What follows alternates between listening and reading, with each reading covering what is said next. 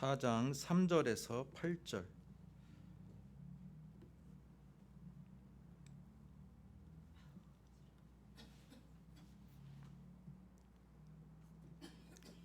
저와 여러분이 한 목소리로 같이 읽겠습니다. 때가 이르리니 사람이 바른 교훈을 받지 아니하며 귀가 가려워서 자기의 사욕을 따를 스승을 많이 두고 또 그 귀를 진리에서 돌이켜 허탄한 이야기를 따르니라. 그러나 너는 모든 일에 신중하여 고난을 받으며 전도자의 일을 하며 내 직무를 다하라. 전제와 같이 내가 벌써 부어지고 나의 떠날 시각이 가까웠도다. 나는 선한 싸움을 싸우고 나의 달려갈 길을 마치고 믿음을 지켰으니 이제 후로는 나를 위하여 의의 면류관이 예비되었으므로 주 곧 의로우신 재판장이 그 날에 내게 주실 것이며 내게만 아니라 주의 나타나심을 사모하는 모든 자에게도니라. 아멘. 오늘 우리가 읽은 이 말씀을 가지고 믿음의 선한 싸움이라는 제목으로 말씀을 듣도록 하겠습니다. 할렐루야, 반갑습니다. 자, 우리 한번 손을 한번 들어봅시다. 4월의 중순 날씨가 따뜻해지고 이제 꽃도 피었고 우리네 인생 가운데도 하나님이 주시는 여러 가지의 꽃과 또한 열매가 맺히기를 소원합니다. 자, 오늘 말씀 사도 바울이 아들 디모데에게 주시는 귀한 말씀이라고 볼 수 있고 어떻게 보면 사도 바울의 유언과 같은 말씀이다라고 볼 수 있습니다. 사도 바울이 지금 오늘 우리가 읽은 이 본문에서 뭐라고 표현합니까?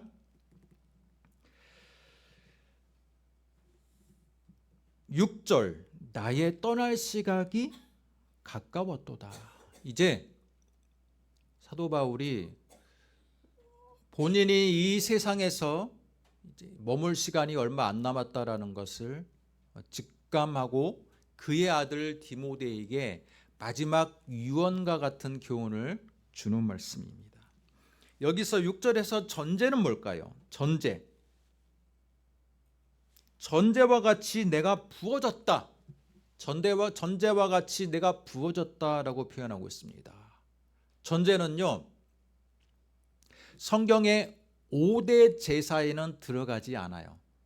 5대 제사에는 들어가지 않지만 제사 가운데 하나의 의식으로 행해지는 행위라고 볼 수 있습니다. 여러분, 제사장이 매일 하루에 2번씩 번제를 드리게 돼 있거든요. 아침과 저녁에.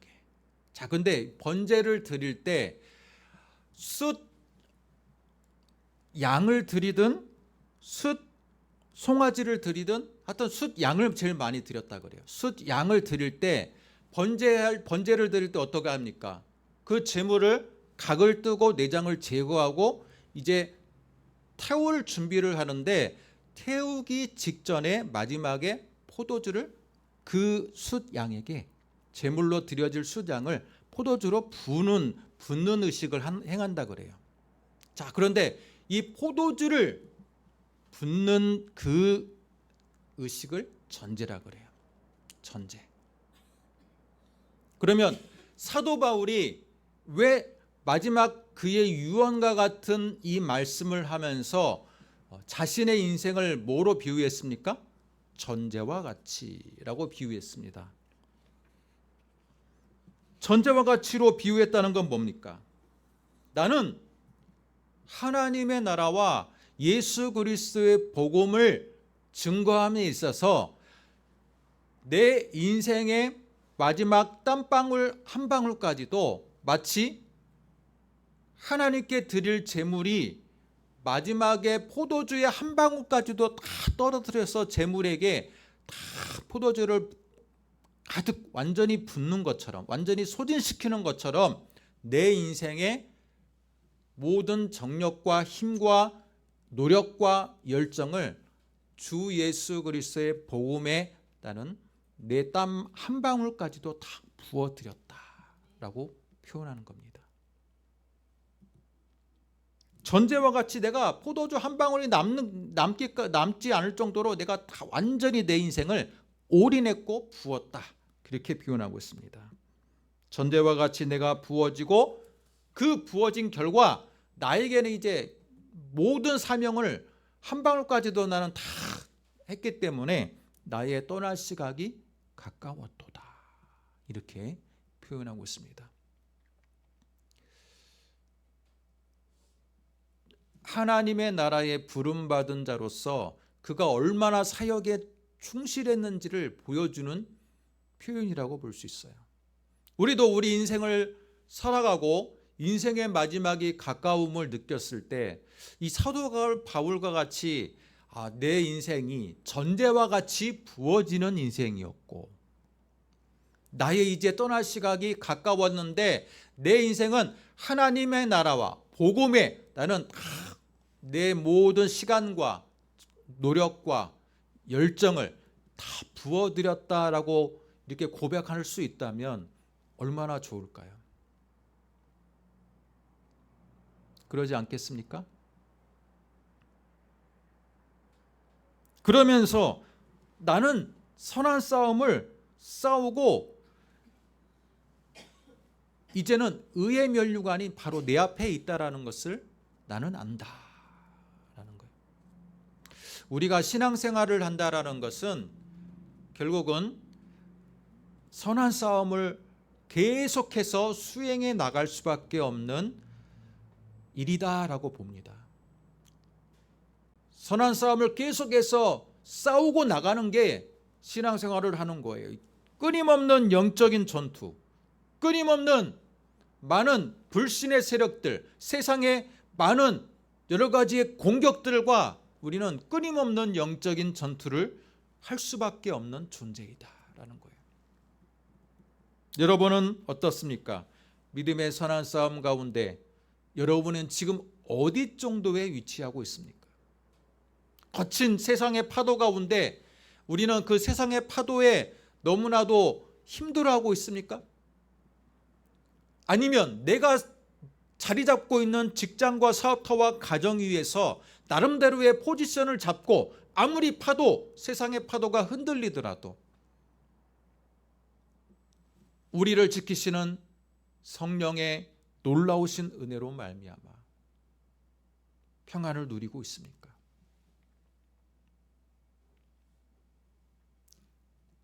지난 월요일 날에 제가 지난주 광고를 드렸던 것처럼 봄노회에 참여했습니다. 봄노회에 참여했고 어느덧 노회가 성장이 돼서 150교회를 넘게, 처음에는 한 6, 70개 교회로 시작했던 것 같아요. 벌써 20년 전이지만 6, 70개 교회가 지금은 많이 성장해서 150교회가 넘는 노회가 되었어요. 저희 교단에서도 우리 노회는 나름대로 자부할 만큼 모범적인 노회라가 그렇게 칭송을 받아요. 선한 일을 하고 또 기부 행사도 하고 교단에서 행하는 하여튼 여러 일들에 모범을 가지고 참여를 하는 분위기입니다. 노회를 마치고 몇몇 목사님과 대화를 나누고 또 그동안 가끔씩 그 목사님에 대해 생각나는 어떤 목사님이 있어서 제가 전화를 통화했습니다. 노회 교회가 150개가 성장하고 그랬지만 제가 대화를 해보고 또 전화를 안부 전화를 했던 그 몇 목사님들은 생각보다 현실이 녹록하지 않다라는 것을 느낄 수가 있었습니다. 같은 총신대 신학과에 반장까지 했던 우리 목사님 계셨는데 오랜 개척의 길에서 힘들어하는 모습을 보기도 했고, 또 어떤 제 동기 목사는 건강이 나빠져서 개척의 목회 길 가운데 굉장히 힘들어하는 모습도 보게 되었습니다. 그러면서 하는 말이 뭐냐면, 정말 지금의 신앙생활을 한다는 것은, 지금 이 시점 2024년 대한민국에서 신앙생활을 한다라는 것은 정말 힘든 일이다. 그 이야기를 하게 되었어요. 물론 성도들도 신앙생활하는 게 힘들지만 이 우리같이 작은 교회의 목회자로서 살아가는 것 또한 정말 힘든 일이에요. 여러분의 직분이 어떤 직분이든 간에 지금 2024년을 우리가 살아간다는 것, 신앙인으로서 살아간다는 것은 정말 믿음의 선한 싸움을 계속해서 수행하지 않으면 쉽게 세상의 파도에 휩쓸리기가 쉬운 시대를 우리는 살고 있다라고 볼 수 있습니다.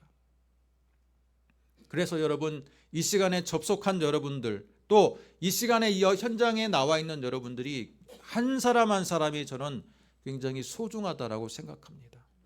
이 시간을 사모하시고 말씀을 사모하시고 또 항상 깨어있기를 기도하시고 준비를 하는 여러분의 인생이 되시기를 바랍니다. 사도 바울은 오늘 말씀을 통해서 믿음의 선한 싸움을 해야 되는데 우리는 어떤 싸움을 해야 되는지에 대해서 지금 알려주고 있습니다.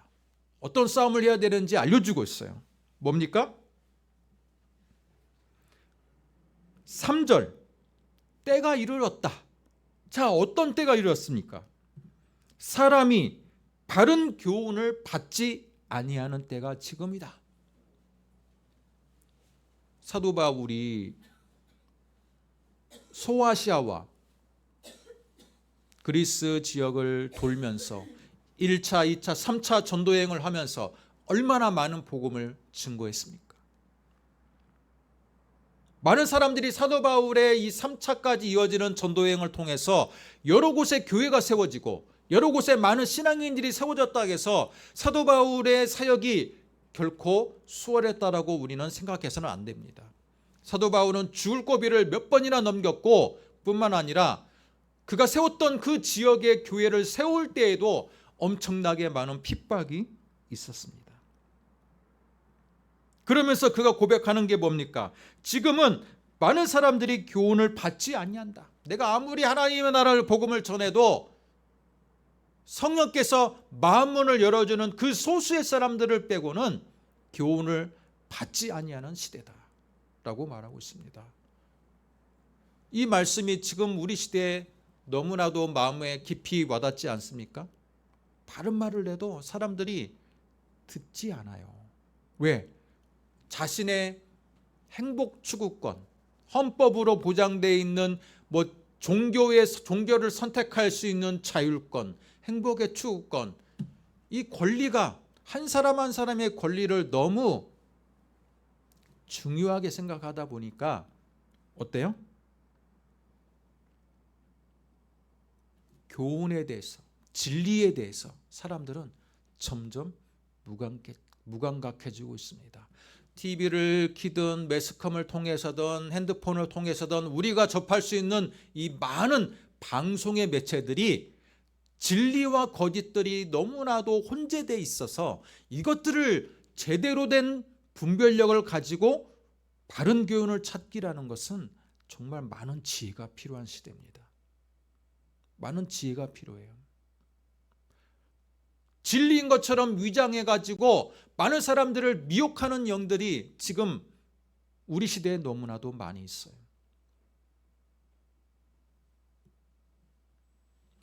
우리가 믿음의 선한 싸움을 한다는 것은 바로 이겁니다. 바른 교훈을 받지 아니하는 이 시대에 바른 교훈을 찾고 그것을 받아들이고 그것에 대해서 우리 마음 깊이 바른 교훈을 심는 자, 그게 믿음의 선한 싸움을 하는 사람이라고 저는 생각합니다. 제가 이 말씀을 준비하면서 한 가지 느낀 점이 있어요. 오랜 시간 개척의 목회를 하면서 그동안 우리 성도님들과 함께 좋은 책도 읽고, 그죠? 성경 공부도 하고, 1:1 제자 양육도 하고, 전도회 훈련도 하고, 여러 가지의 데이터들이 있었다라는 거예요. 그런데 그 데이터들이 시간이 지남에 있어서 저도 그냥 자료로서만 갖고 있지 않았나, 소장하고 있지만 않았나, 그런 생각을 해보았습니다. 그러면서 오늘 말씀을 보면, 그렇죠? 바른 교훈을 받지 아니한다. 바른 교훈이 뭐냐를 좀 더 정리해 봐야겠다, 그런 생각이 들었습니다.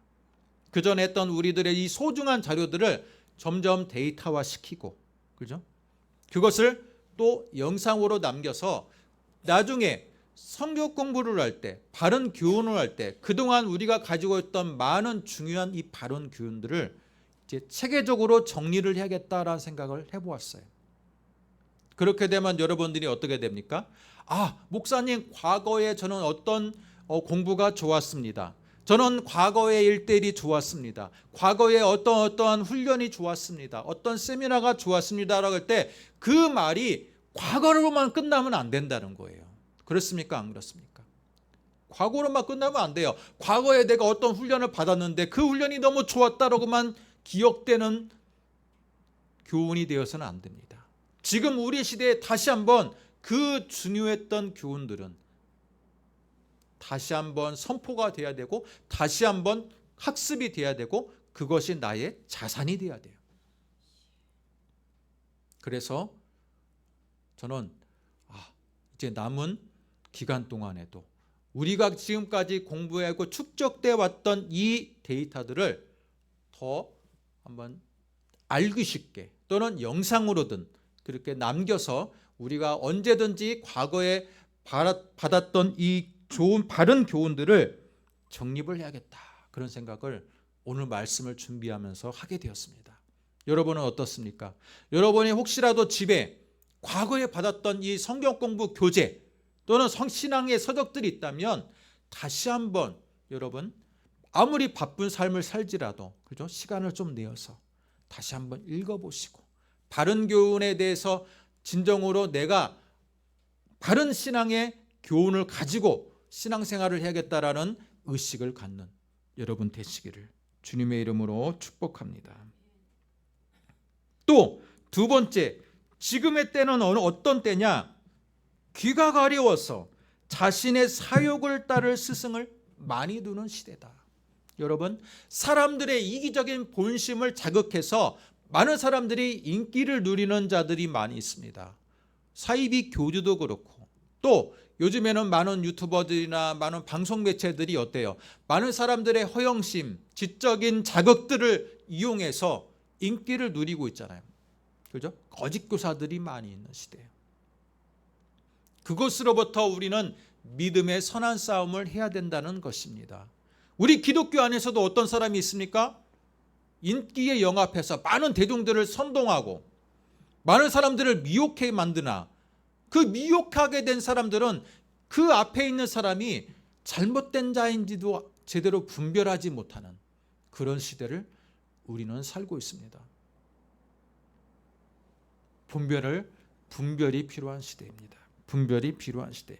믿음의 선한 싸움을 한다는 것은 반드시 전제가 되어야 될 게 뭐냐? 분별력을 갖고 있어야 된다는 겁니다. 내가 아무리 선한 싸움을 할 만큼의 많은 신체 트레이닝이 돼 있고, 신앙의 트레이닝이 돼 있고, 훈련이 돼 있을지라도 내가 정열을 쏟고 노력을 쏟아야 될 그 대상이 잘못된 스승을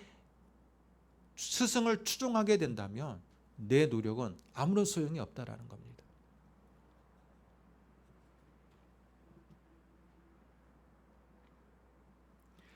(5절의) 말씀을 보겠습니다. 4절을 먼저 보겠습니다. 같이 한번 읽겠습니다.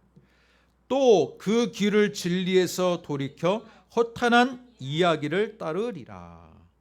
지금이 말세의 때다 보니 많은 사람들이 진리와 비진리를 구별하지 못하고 믿음의 선한 싸움에 잘못된 지식, 잘못된 선동하는 자들에 의해서 많은 사람들이 휩쓸리고 있는 시대라는 것입니다. 하지만 사도 바울은 5절에서 아무리 시대가 악하고 미혹하는 자들이 많을지라도 그의 아들 디모데에게 뭐라고 말합니까? 그러나 너는 모든 일에 신중하라. 고난을 받으라. 전도자의 일을 하며 내 직무를 다하라. 모든 일에 신중하게 판단하라는 겁니다. 많은 대중들이 우르르르 가는 그 길이 정말 하나님의 나라에 합당한 일인지, 믿음의 선한 싸움에 합당한 일인지를 신중하게 판단해야 될 때가 디모데 시대에도 있었고 지금 우리 시대에도 있다라는 거예요. 신중하게 판단하십시오. 내가 지금 걸어가고 있는 이 길이 정말 믿음의 싸움에 합당한 길인지 아닌지 우리는 생각해 볼 필요가 있습니다.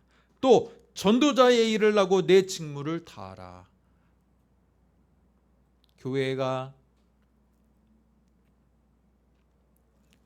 점점 기독교의 세력이, 기독교에 믿는 자들이 점점 줄어들고 있어요. 그건 사실이에요. 제가 어떤 분 목사님하고도 통화했다 하지 않았습니까? 그런데 목사님은 그래요. 우리 시대의 기독교는 끝날 것 같습니다.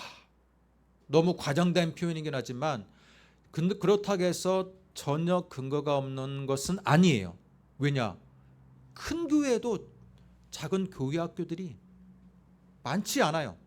통합을 해요. 옛날에는 유치부, 초등부, 소년부 3개 부서가 있던 부서가 지금은 그냥 하나로 통합되고, 또 청년부도 여러 부서로 나뉘었던 청년부가 하나로 통합되고, 심지어 부서가 없어지고. 그건 뭡니까? 20년만 지나도 기독교는요, 이 젊은 인구가 찾기가 쉽지 않은 시대가 될 거라는 거예요. 이것은 굳이 미래에 대한 예언의 식견이 필요 없어요. 사람들이 채워지지 않고 다 40대, 50대, 주로 50대, 60대 분들이 교회 안에 앉아 있어요. 어떤 교회를 갔더니 한 60대는 되게 젊은 분이래요. 저희 어머니 이야기예요. 저 어머니가 저 구리시대에 살고 있는데 어떤 교회를 갔더니 다 60대, 70대, 80대 분이 앉아 있어요. 30대, 40대가 없어요. 그 교회는 미래가 있습니까? 한 20년만 지나면 거기 앉아 있는 분들 대부분이 다 하늘나라로 가실 텐데 나머지 분들은 누가 그 자리를 채우겠느냐?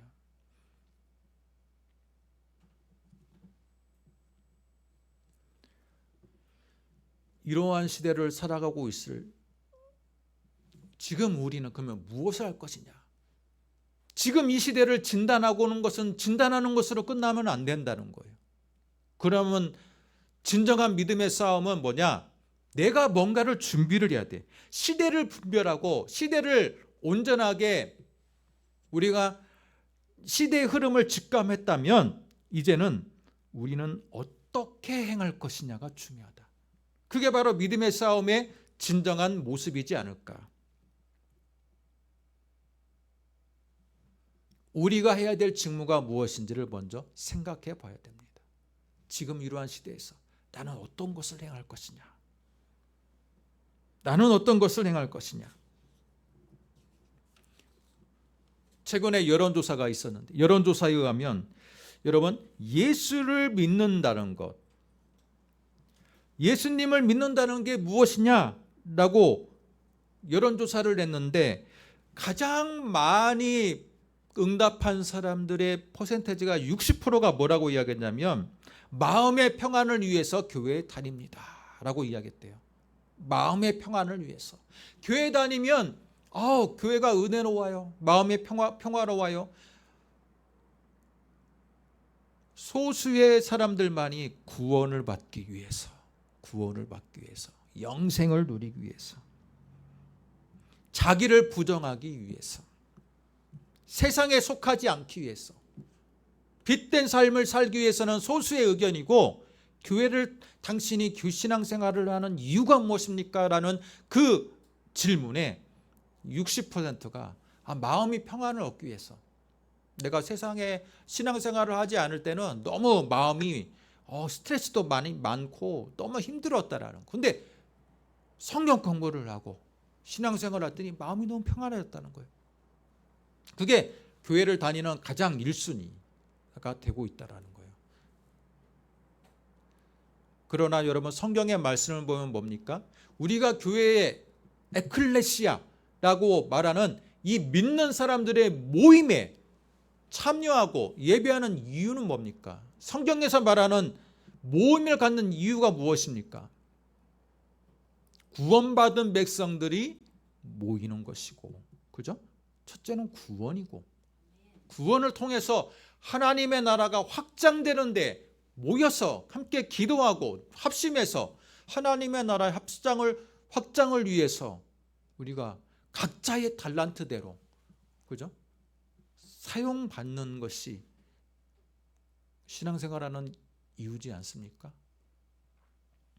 그런데 지금 시대에는 구원 자체는 큰 비중이 별로 없고, 중요한 건 뭡니까? 그냥 마음의 평안. 내가 지금 그냥 마음에 불안한데, 이 불안함을 예배 시간에 예배를 참여하면 마음이 평안해집니다. 말씀을 들으면 마음이 평안해져요. 그것이 신앙생활하는 첫 번째 이유가 돼요. 그러나 제가 여러분에게 말씀을 드리고 싶습니다. 그것이 잘못됐다라고 단단하게 그냥 꾸짖고 싶은 생각은 별로 없어요. 얼마나 힘들었으면 교회에서나마 위로를 받겠습니까? 하지만 성경에서는 뭐라고 말합니까?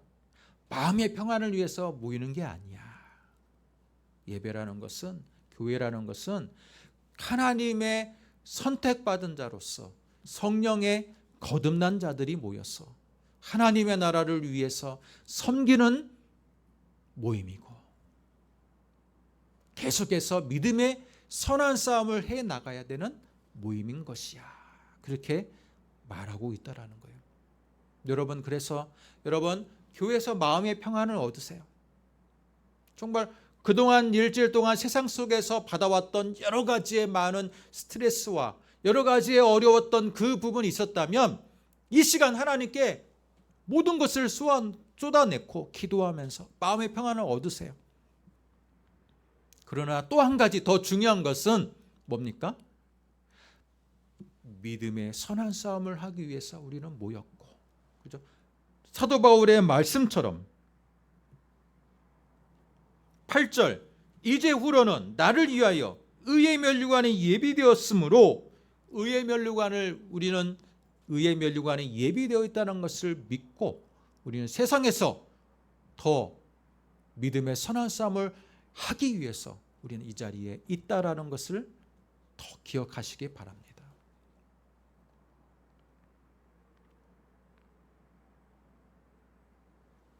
(3장 5절을) 보겠습니다. 디모데후서 3장 5절 같이 한번 읽겠습니다.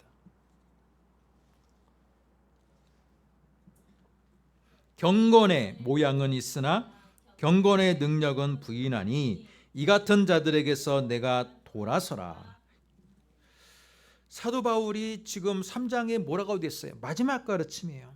유언과 같은 가르침을 하는데, 아들 디모데야, 너 있잖아, 사람들이 정말 선한 것을 좋아하지 않는 시대, 쾌락을 좋아하는 시대가 지금 네가 살고 있는, 우리가 살고 있는 이 로마 제국의 이 지금 시대잖아. 그런데 너는 경건의 모양은 있으나 경건의 능력은 부인하는 자들에게서는 너는 그들과 가까이 해서는 안 돼.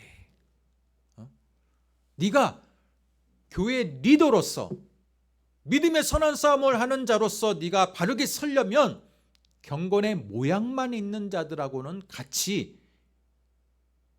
있어서는 안 되고, 경건의 능력을 갖춘 자들과 함께 있어야 돼. 여러분, 경건의 모양, 경건의 능력 되게 비슷한 단어지 않습니까? 경건의 모양은 뭡니까? 경건의 능력은 뭡니까?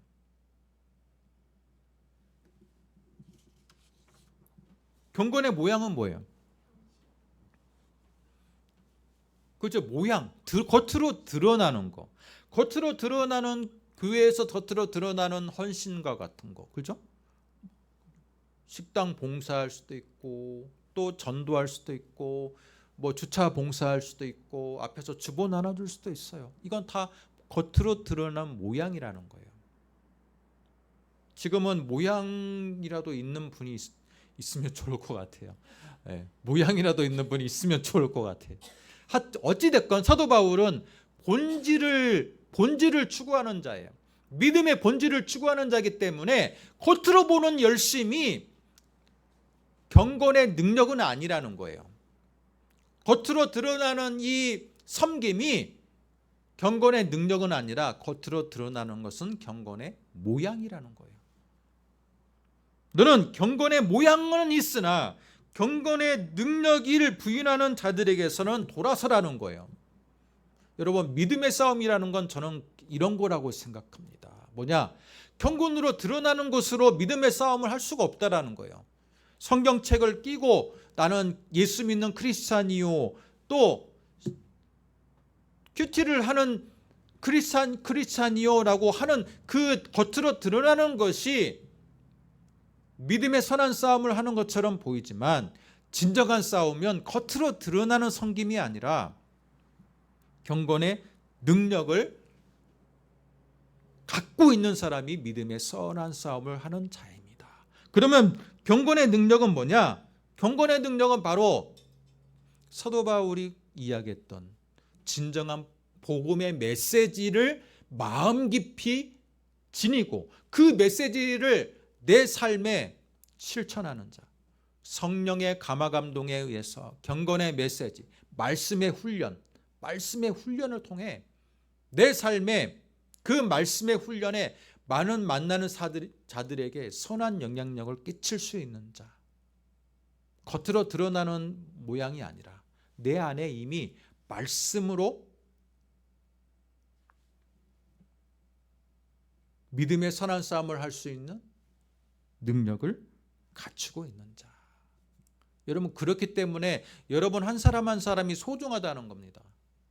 성도가 몇 명이 모입니까? 또는 여기에 지금 주일학교 교사가 몇 명입니까? 성가대가 몇 명입니까? 이렇게 숫자로 드러나는 교회 그 기관들의 각 모양새가 중요한 게 아니라 여러분 한 사람 한 사람이 그동안 삶을 살아오면서 예수 그리스도로 인해서 내가 삶의 많은 거친 파도를 넘겨왔다라는 그 믿음의 체험들, 그죠? 믿음의 정체성을 갖고 있는 여러분 한 사람이 너무나도 소중한 시대. 왜? 그 사람은 믿음의 선한 싸움을 해왔고 앞으로도 할 수 있는 능력이 있기 때문에 여러분 한 사람이 소중하다라는 거예요.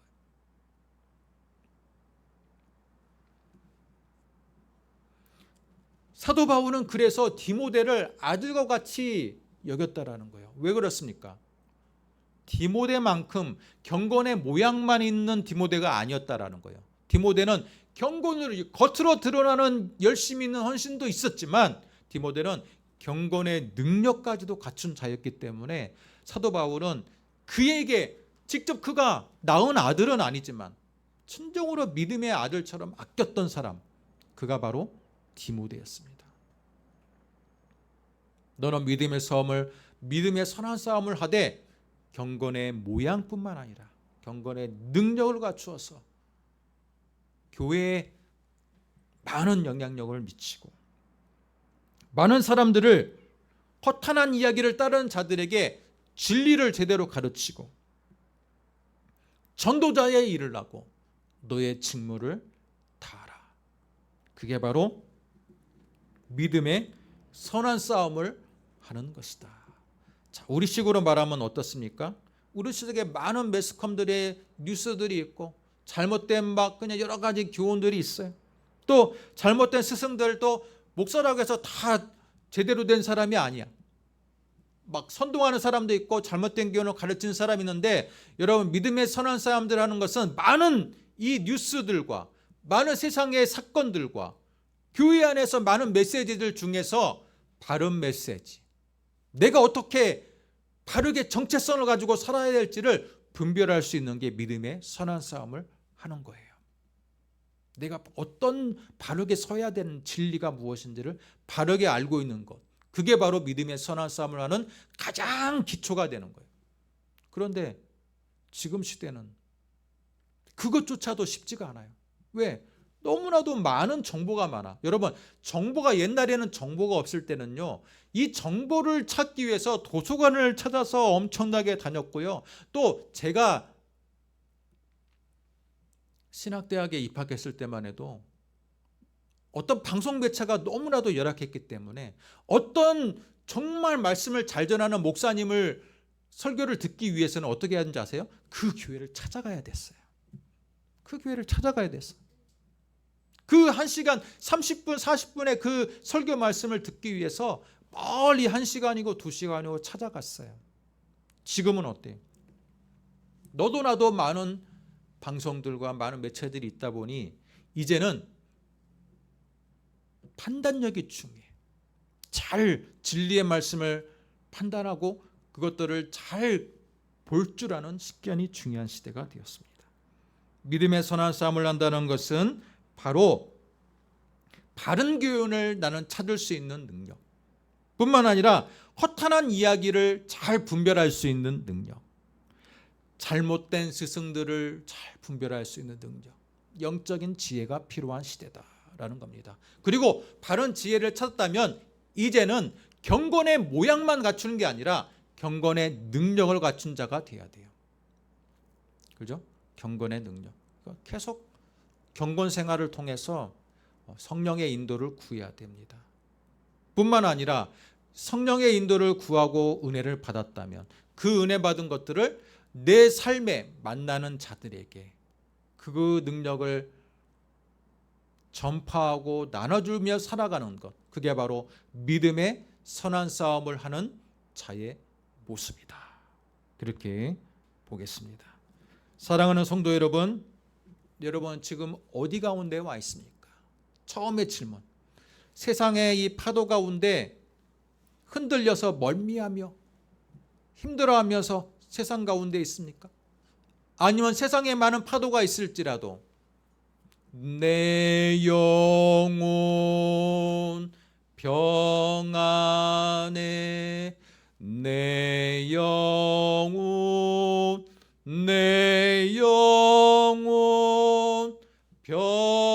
평안해, 이런 찬양을 부를 정도로 세상에 아무런 파도가 있을지라도 나는 하나님이 주시는 그 은혜로 말미암아 내 영혼의 평안함을 외칠 수 있는 그런 믿음의 성도입니까? 내 자신의 모습을 되돌아보면서 경건의 모양뿐만 아니라 경건의 능력까지도 갖추어서 믿음의 선한 싸움을 하기에 합당한 여러분이 되시기를 주님의 이름으로 축복합니다. 기도하겠습니다. 하나님 아버지 은혜와 사랑을 감사합니다. 오늘도 우리에게 귀한 은혜의 말씀을 주시되 사도 바울이 그의 아들, 믿음으로 낳은 아들 디모데에게 시대를 분별해야 되고 또 믿음의 선한 싸움을 해야 되는 그 귀한 이 유언과 같은 말씀이 지금 우리 시대에도 너무나도 필요한 말씀임을 우리는 발견하게 되었습니다. 하나님, 어쩌면 사도 바울이 살고 있는 그 로마라는 시대보다 지금 우리가 살고 있는 시대는 많은 사람들의 자유가 존중되고 더 살기 좋은 시대지만 영적인 눈으로 본다면 더욱 혼탁해지고 더 많은 사람들이 잘못된 길로 가고 있는 말세를 살고 있는 현 시대라고 우리는 볼 수 있습니다. 이럴 때 우리에게 필요한 것은 무엇일까요? 바로 믿음의 선한 싸움을 해야 되는 한 사람의 그 소중함, 그 사람이 더욱더 하나님 앞에서 책임을 갖고 하나님의 나라에 합당한 자로 살아가야 되는 그 책임감이 중요한 시대임을 우리는 오늘 말씀을 통해서 발견합니다. 하나님 아버지, 여기 앉아있는 하나님의 귀한 백성들 한 사람 한 사람 기억하여 주시되 우리가 살고 있는 이 삶의 자리에서 하나님 더 큰 은혜 받은 자로, 진리를 분별하는 자로, 경건의 모양뿐만 아니라 경건의 능력이 있는 자로 살아가는 귀한 하나님의 백성들 되게 하여 주옵소서. 믿사오며 예수님의 이름으로 기도드립니다. 아멘.